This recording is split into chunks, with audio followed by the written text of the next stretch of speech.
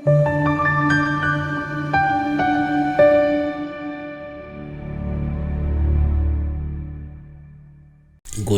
kakhulu ukukhuluma nawe kwi-channel kaMukopastor i-channel Flicky. Sicela wenze okubalulekile nokufanele ukulike, ukusubscribe, kakhulu ngaba imember ye-channel. Siyacela ukuthi futhi unganikela kwi-channel, ungasensela i-account number uma kuthi unasisiso ukunikela. Kanti-ke okunye singakusho la ukuthi inamba isense kuphela ngo-9 ekuseni ka-5 ntambama. Uma ungayena umlandeli le-channel engathi-ke ungashaya ngamahloni uyikhuze ungayisebenzisi le number. Inamba ayisetshenziswa abantu abangama-member le-channel, abantu abangamalunga le-channel. Siyacela ungangi-WhatsApp, ungangisendela ama-SMS @nonizulu 1414 uthi mkhulu ngibubheke ngiqaqa amafinda amaningi, ngikhathazekile ngaleli phupho, ngicela-ke usizo ngencazelo. So yini amafindo? Amafindo ngesingisi ngiyacanga ngathi ama-knot. When you untie a knot, you should uqaqa ifindo.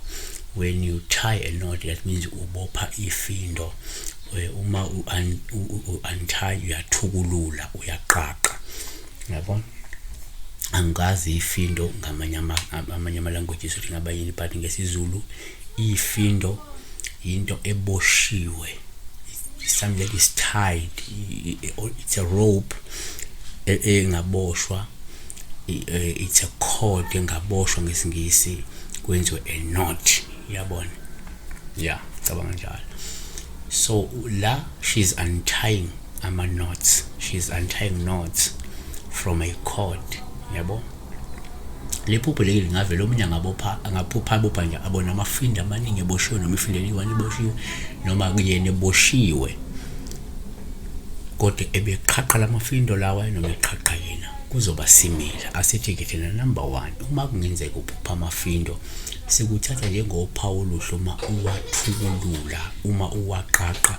Lusho ukuthi mhlawumbe kunezi ngiyoqhaqa lwezinkathazo obhekene nalo wena, futhi impilo yakho izolunga kuphela ngokuthi usukume uyisombulule. 2, uma uphupha amafindo, omunye uzothi uphawu oluhle uma wathulula, olungabuye lisho ukuqaqeka kwezifungo nezibopho zabathakathi ebezibambe impilo nenqubekela phambili kuwe. Amahubo 119 verse 61, izintambo zababi ziyangizungeza kepha angikakhohlwa umthetho wakho. 3, omunye angathi-ke uma uphupha amafindo, uphawu oluhle uma wathulula noma waqaqa, ngoba lusho ukuthi uphiwe ubuhlakani, uphiwe amasu, uphiwe amandla, noma kunesiphiwo sikamoya sokuxazulula, ukulungisa nokuthukulula izibopho zabathakathi.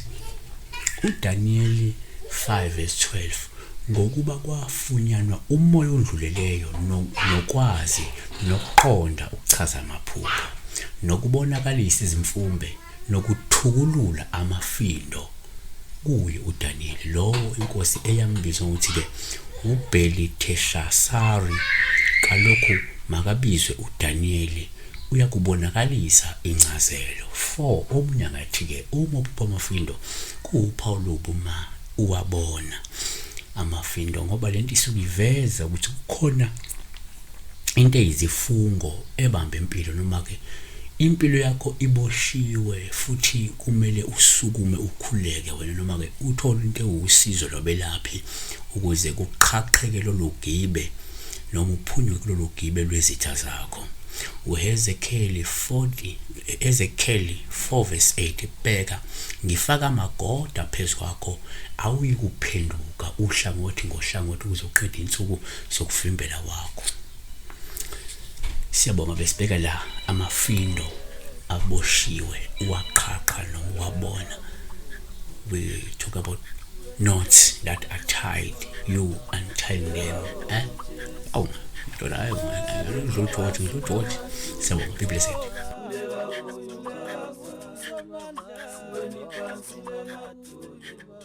Kuleka